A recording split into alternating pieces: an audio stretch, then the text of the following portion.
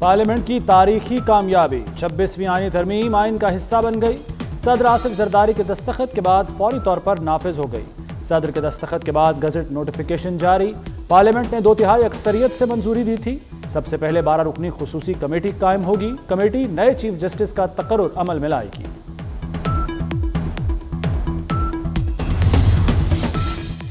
26वीं आईनी तरमीम का निफाज, नया चीफ जस्टिस कौन होगा? जस्टिस काजी फायज ईसा कल रात तक 3 नाम देने के पाबंद। चीफ जस्टिस 3 सीनियर जजेस के नाम कमेटी को भेजेंगे। कमेटी 1 जज का बतौर चीफ जस्टिस तकर्रुर करेगी। खुसूसी कमेटी नाम वज़ीर आज़म शहबाज शरीफ को इरसाल करेगी। वज़ीर आज़म चीफ जस्टिस के तकर्रुर की एडवाइस सदर मुमलिकत को भेजेंगे।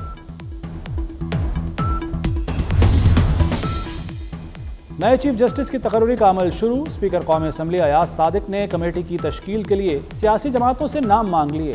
पीपल्स पार्टी ने नवीद कमर, राजा परवेज अशरफ और फारूक एच नाइक को नामजद कर दिया। पीटीआई ने बैरिस्टर गौहर, हामिद रजा और अली जफर के नाम फाइनल कर लिए। जेयूआई ने सेनेटर कामरान मुर्तजा को रुकन नामजद कर दिया।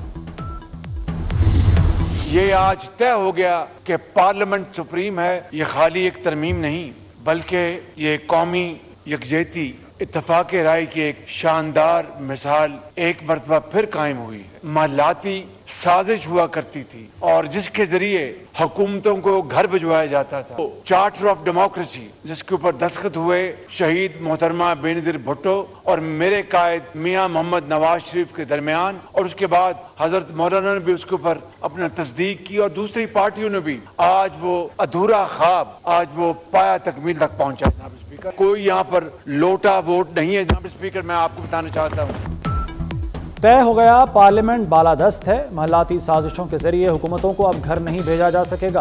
बेनज़ीर भुट्टो शहीद और नवाज शरीफ का ख्वाब पूरा हो गया। वज़ीर आज़म शहबाज शरीफ का कौमी असम्बली में इजहार ख्याल। वज़ीर आज़म ने बिलावल भुट्टो और मौलाना फजलुर रहमान का अहम किरदार अदा करने पर शुक्रिया अदा किया।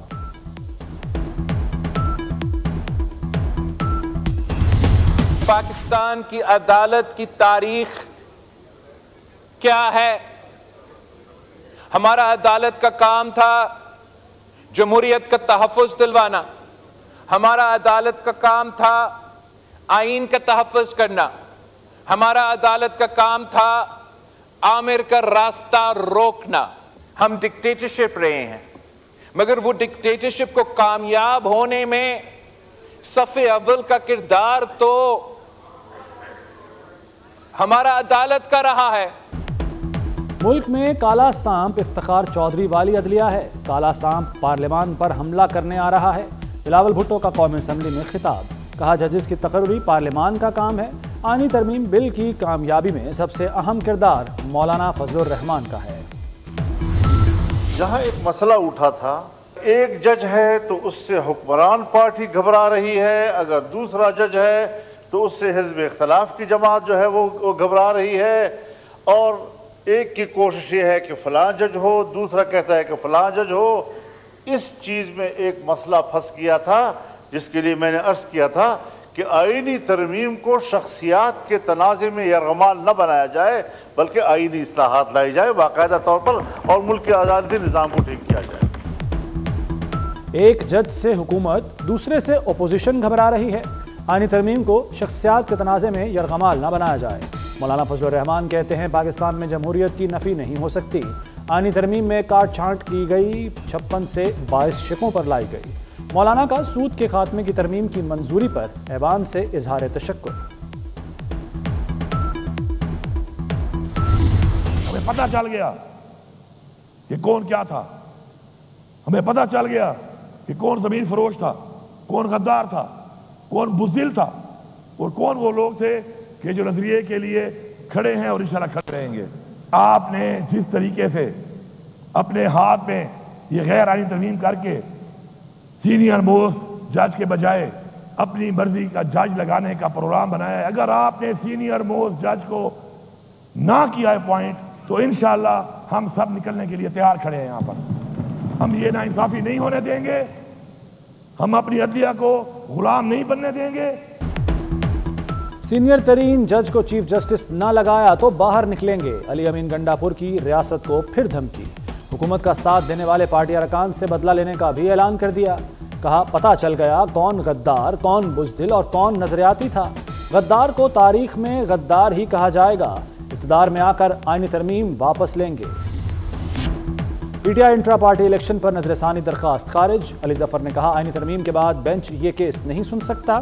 چیف جسٹس نے جواب دیا ہمیں کسی آئینی ترمیم کا معلوم نہیں، ہمیں نہ بتائیں ہم کیا سن سکتے ہیں اور کیا نہیں۔ چیف جسٹس کے حکم لکھوانے کے دوران حامد خان بول پڑے، کہا متعصب جج کے سامنے دلائل سے انکار کرتا ہوں۔ چیف جسٹس نے کہا کہ آپ ٹی وی کی بجائے منہ پر کہہ دیں پارٹی الیکشن کرا لیتے، اس سے جمہوریت آتی ہے۔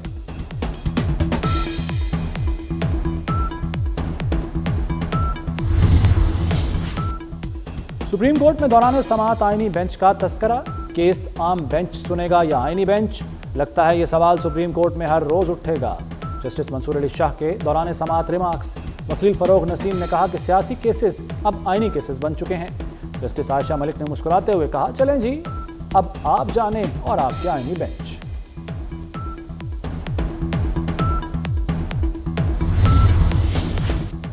وزیر داخلہ محسن نقوی کی 26ویں آئینی ترمیم بل کی منظوری پر قوم کو مبارکباد۔ آئینی ترمیم کی حمایت پر مولانا فضل الرحمان اور اتحادی جماعتوں کے قائدین کا خصوصی شکریہ ادا کیا۔ کہا 26ویں آئینی ترمیم جمہوریت کی فتح ہے، مولانا کا مثبت اور تاریخی کردار ہمیشہ یاد رکھا جائے گا۔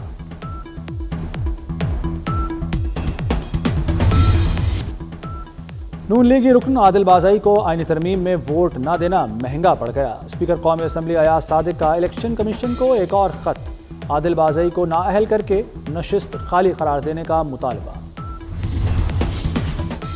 اڈیالہ جیل میں قیدیوں سے ملاقاتوں پر پابندی میں مزید توسیع کر دی گئی۔ قیدیوں سے ملاقاتوں پر پابندی تا حکم ثانی جاری رہے گی۔ جیل میں ملاقاتوں پر پابندی کا اطلاق سیاسی قیدیوں سمیت عام قیدیوں پر بھی ہوگا۔ پنجاب حکومت نے ڈپٹی کمشنرز کو دفعہ 144 لگانے کا اختیار دے دیا۔ ڈپٹی کمشنرز اپنے ضلع میں 30 دن تک دفعہ 144 لگا سکیں گے۔ ہوم سیکرٹری 90 دن تک دفعہ 144 لگا سکے گا۔ پنجاب اسمبلی سے منظوری کے بعد گزٹ نوٹیفیکیشن جاری۔ لاہور میں آلودگی کا جن بے قابو ہو گیا۔ آلودہ ترین شہروں میں لاہور پہلے نمبر پر۔ ایئر کوالٹی انڈیکس 240 ریکارڈ کیا گیا۔ سیکرٹری ماحولیات نے شہر کی فضا مضر صحت قرار دے دی۔ گلے اور آنکھوں کی بیماریاں عام ہونے لگیں۔ آلودہ فضا میں سانس لینے میں دشواری کا سامنا۔ طبی ماہرین کی شہریوں کو ماسک استعمال کرنے کی ہدایت۔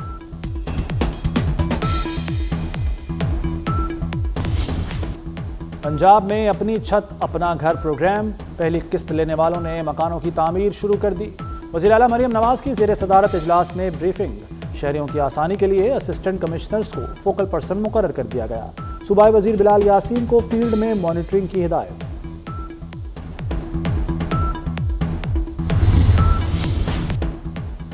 بختاور بھٹو زرداری کے ہاں تیسرے بیٹے کی پیدائش۔ بختاور بھٹو نے انسٹاگرام پوسٹ کے ذریعے خوشخبری شیئر کی۔ کہا 20 اکتوبر 2024 کو تیسرے بیٹے کی پیدائش ہوئی۔ صدر آصف زرداری اور بلاول بھٹو کی مبارکباد۔ مصر کی 100 سال کی کوششیں رنگ لے آئیں۔ عالمی ادارہ صحت نے مصر کو ملیریا سے پاک قرار دے دیا۔ سربراہ WHO کا کہنا ہے کہ ملیریا اتنا ہی قدیم ہے جتنی خود مصری تہذیب۔ فرعونوں سے تعلق رکھنے والی یہ بیماری اب صرف مصر کی تاریخ رہ گئی۔ امریکی ریاست ہیوسٹن میں ہیلی کاپٹر ریڈیو ٹاور سے ٹکرا کر تباہ ہو گیا۔ ہولناک حادثے میں بچے سمیت 4 افراد ہلاک۔ حادثے کا شکار ہونے والا ہیلی کاپٹر پرائیویٹ تھا۔ غزہ میں اسرائیلی فوج کی دہشت گردی جاری۔ خان یونس، دیر البلح، رفح سمیت متعدد مقامات پر شدید بمباری۔ جبالیہ میں کئی ہفتوں سے جاری محاصرے میں بلاک 2 میں تمام گھر تباہ کر دیے گئے۔ فلسطینیوں پر ٹینکوں سے چڑھائی کرنے والا اسرائیلی کمانڈر دھماکے میں مارا گیا۔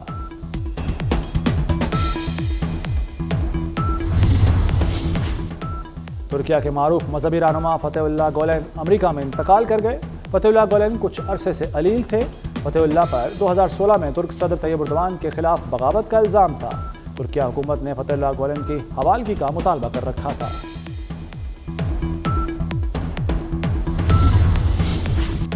قذافی اسٹیڈیم اپ گریڈیشن پروجیکٹ نے سپیڈ پکڑ لی۔ فلورز کی تعمیر اور سٹیل فکسنگ سٹرکچر کا کام تیز۔ چیئرمین PCB کا صبح قذافی اسٹیڈیم کا تفصیلی دورہ۔ تعمیراتی کاموں پر پیش رفت کا جائزہ لیا۔ کام کی رفتار تیز کرنے کی ہدایت۔ Mohsin Naqvi ICC board meeting کے لیے دبئی چلے گئے، چیمپئنز ٹرافی سے متعلق بریفنگ دیں گے، ICC بورڈ ارکان کو اعتماد ملیں گے۔